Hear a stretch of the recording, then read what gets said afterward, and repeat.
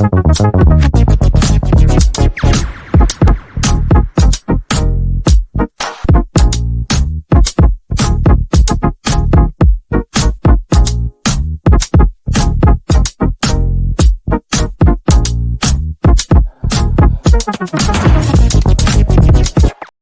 everybody, I'm a little boogie there. Rush from the West Ham Network. Hope you're all safe and well. Happy Thursday. We're getting towards the end of the week.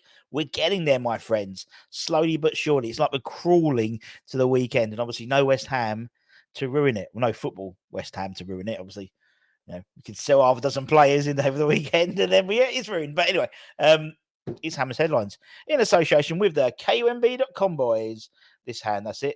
Check them out for the latest news, reviews, ITK, rumours. Some bloke someone saw Neymar on a plane at London City Airport, all that type of stuff. It's all on theseareMyBrand.com as well as all the news and the latest. Now, obviously, this time next week will be the last day of the transfer window. Also, this time next week, we're playing, well, not just about this time, but a few hours' time, we'll be playing Bournemouth on the 1st of February.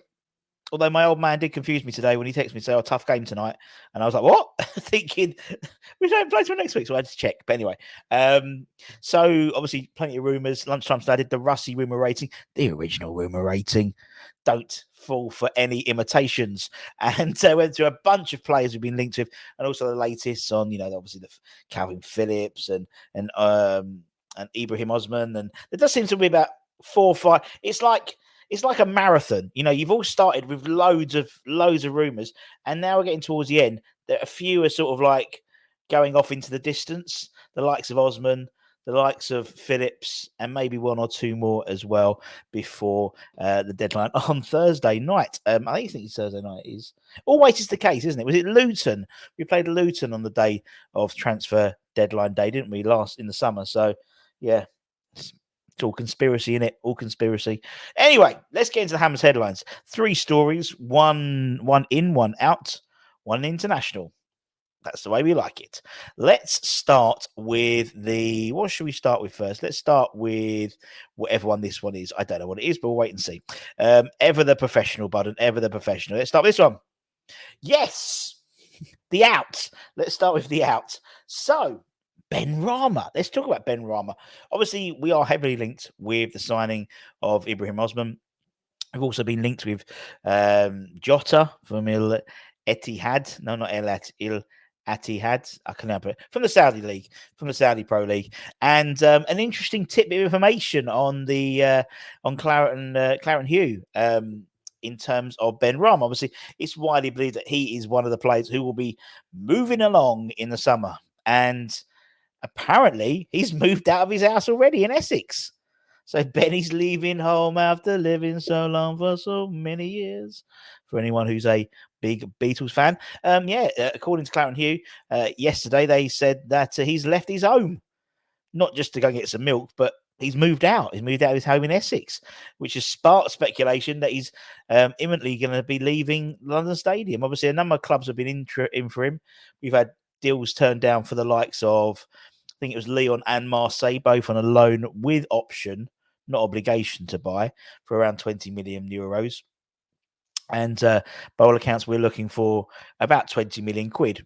So if they come back with a loan with obligation to buy on a very easy set of parameters, then I think that will be accepted in a similar way to how we accepted the deal for Thilo Kehrer with his move to Monaco. Very easy criteria in order to turn that loan deal to a full permanent deal after those have been met in the summer. Almost like buy now, pay 6 months later or 4 months later. That's basically what we're looking for. But the fact he's left his house already is a clear indication that he's ready to move. Obviously, the likes of Fulham, Brentford, I think Everton are interested in him. But the trouble is with now, because of the Bristol City game, he'll be out for 2 more games because obviously he missed the last game. He's got a 3-match ban for kicking out, and so they won't be able to play him until mid-February anyway. So that's why I think abroad is probably the best bet. I think West Ham are also hoping for maybe a late flurry of interest in the Saudi Pro League, particularly as the Saudi Pro League transfer window does finish before R1. So where last time it was finished after R1, and obviously we had last minute bids for Aguerd and Zuma, I think, or last minute inquiries for the two of them outside of our transfer window. we may well see some movement a bit earlier from the Saudi Pro League. A lot of sides, obviously, a lot of players want to leave. Like spoken about the likes of Jota and Benzema and obviously Jordan Henderson. But it does seem that they're particularly within their new sort of rules they've put in place, they've increased the number of foreign players you can have from 8 to 11. So I imagine you're going to see a flurry, particularly next week, of lesser Premier League players maybe going to the Saudi Pro League to fill up the squad for the their international criteria in terms of international quotas potentially. We will wait and see about that one. Let's talk about what should we talk about next? Let's talk about ins. We're talking about obviously exits in terms of Benny leaving home after living so long for so many years. But what about the other way? What about coming in? And obviously, loads of speculation of players. I think we're almost at 80 players we've been linked with so far, with just over a week to go. So, could we push 100? Quite possibly. Quite possibly. Now, considering the whole of the summer, it was 165 players we've been linked with. That's pretty impressive for the journalists. Well done. But according to several news sources, early this week, they reported that West Ham scouts were present at the Bayer Leverkusen clash against RB Leipzig on the last Sunday, and admit interest in Jonathan Tah, and also get your bingo calls sheets out ready. Adam Hlozek. There we go. Tick. Bingo. House. All you need is Yusuf En-Nesyri for the line there. The news, particularly in HITC, quoted it, and they quoted on the website saying the Hammers sent scouts to watch the tie, and also there were scouts from Arsenal, Liverpool, and both Manchester clubs, PSG, Juventus, AC Milan, and Napoli. How was there any space for the fans? But they were watching several stars. It was a 3-2 thriller. Obviously, Leverkusen are doing fantastically well. They're just about to sign. They might have signed him already now. Broja, the Spanish striker, on a short-term loan to cover Victor Boniface, who obviously is out until April.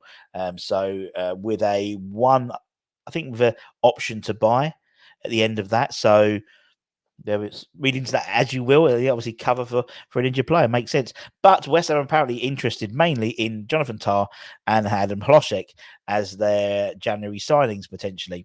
Obviously, you've got the likes of other players who've been linked with Hincapié, the centre half / left back.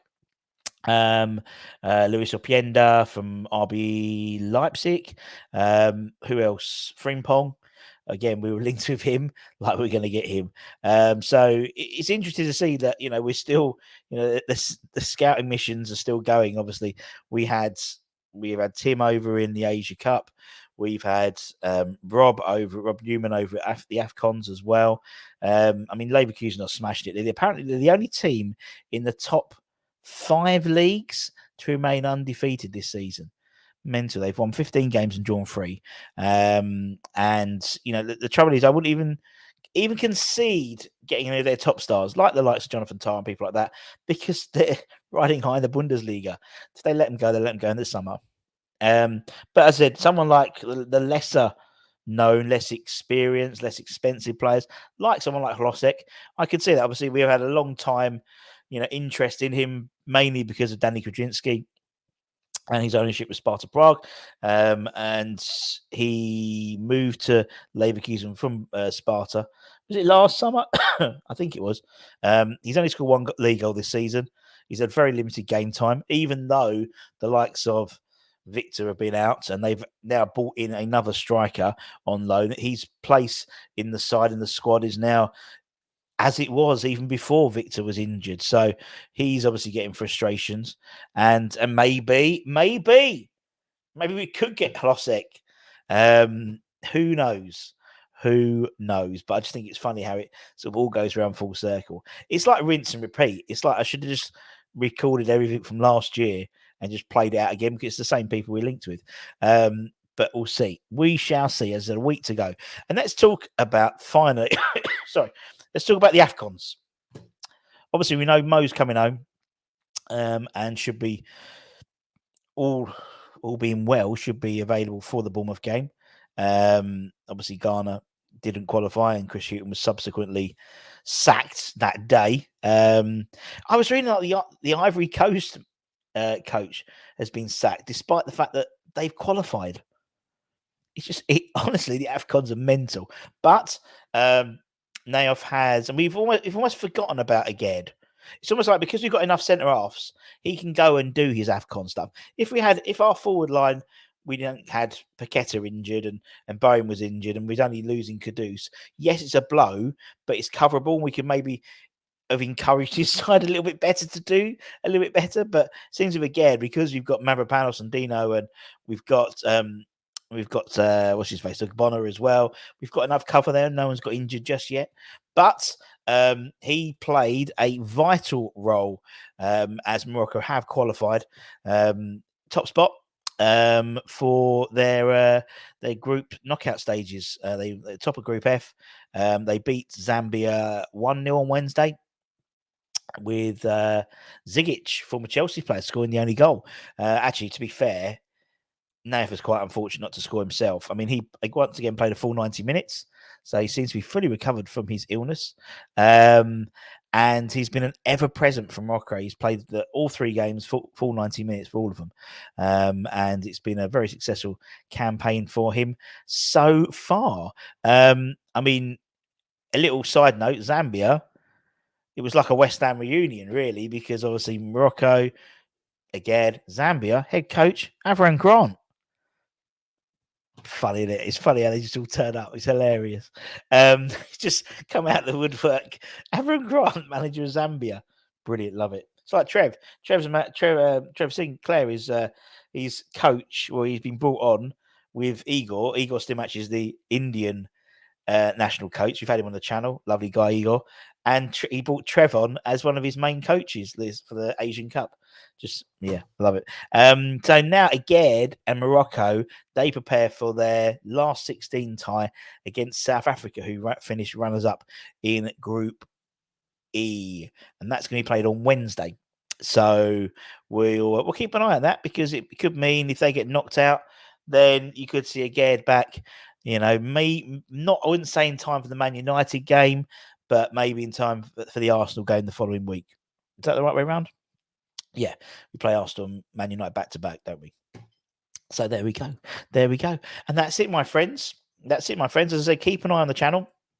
And also keep an eye on needsomeofthebrand.com for your latest news reviews. Let's take that one out. That's better. And opinions.